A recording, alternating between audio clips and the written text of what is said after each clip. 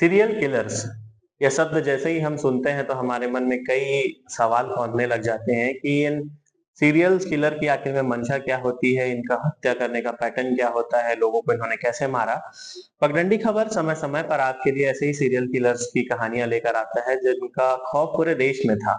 आज भी पगडंडी खबर आपके लिए एक कहानी लेकर आया है जिसमें सीरियल किलर्स ने अपने आतंक को ऐसा फैलाया था कि इनसे अंग्रेज शासन भी डरते थे।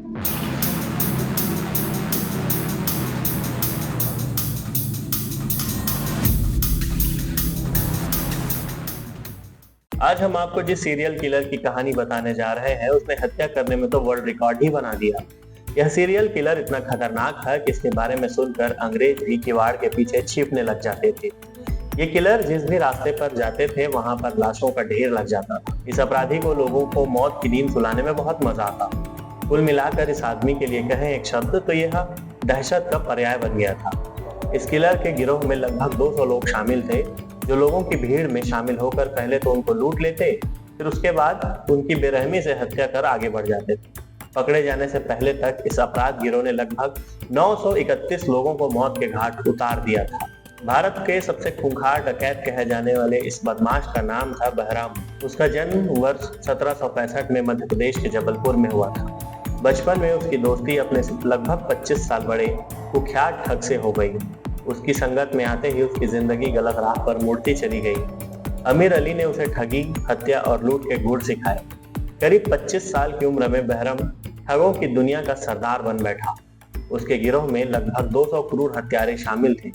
करीब 10 साल में ही बहरम ने इतनी लूट और हत्याओं को अंजाम दे दिया कि लोग उसके नाम से ही खौफ खाते थे। बहरम के निशाने पर व्यापारियों के काफिले, तीर्थयात्रियों के समूह और शादी समारोह की बारातें रहती। योजना के तहत गिरोह के लोग भेष बदलकर व्यापारियों के काफिले, तीर्थयात्रियों के समूह और बारातों में शामिल हो जाते और मौका मिलते ही ये भीड़ से लोगों को एक एक कर मारने लगते, फिर उन्हें गायब कर लूट को अंजाम देते थे। फिर बहराम के साथ ही मरे हुए लोगों को वही मिट्टी में दफन कर आगे बढ़ जाते ताकि लाश का किसी को कोई पता न चले।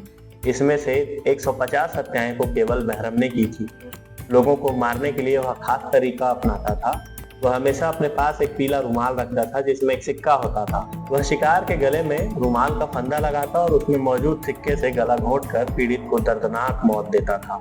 जिस वक्त ये घटना घट रही थी उस समय देश में अंग्रेजों का शासन था। जब अंग्रेजों को पता चला कि बहरम इतना बेरहम है जो लोगों को बिना सोचे समझे हत्या कर उन्हें लूट लेता था, तो अंग्रेज सरकार ने 5 लोगों की टीम गठित की जो बहरम खान को पकड़ने के लिए भारत आई। लेकिन लंबे समय बीत जाने के बाद भी बहरम का उन्हें कोई पता ठिकाना नहीं चला। जिस वक्त ये घटनाएं घट रही थी उस समय देश में अंग्रेजों का शासन था। जब अंग्रेजों को पता चला कि बहरम खान कितना निर्दयी है जो बेवजह लोगों को मारकर लूट लेता है, तो अंग्रेजों ने उसे पकड़ने के लिए 5 लोगों की टीम गठित की। जब वो टीम उसे पकड़ने के लिए भारत आई तो बहरम खान का कहीं भी कोई सुराग नहीं मिला, न ही उसकी टीम का कोई एक सदस्य गिरफ्तार हुआ। बहरम गिरोह की क्रूरता सन 1790 से लेकर 1840 तक जारी रही। अंग्रेज ने करीब 15 साल तक कई शहरों की खाक छानी। जब अंग्रेज को बहरम की कोई जानकारी नहीं मिली तो उन्होंने उसके गुरु के परिवार को गिरफ्तार कर उन्हें प्रताड़ित करना शुरू कर दिया। परिवार को बचाने के लिए बहरम के गुरु ने ही बहरम के ठिकाने की जानकारी दे दी। जब बहरम गिरफ्तार हुआ उस वक्त उसकी उम्र 75 साल थी। फिर गिरोह के बाकी लोगों को भी एक एक कर पकड़ा गया और अंग्रेज शासन ने उन्हें फांसी पर लटका दिया। आपको ये कहानी कैसी लगी हमें कमेंट कर बताएं और हमारे चैनल पगडंडी खबर को सब्सक्राइब करें और इस वीडियो को अपने दोस्तों के साथ ज़्यादा से ज़्यादा शेयर करें।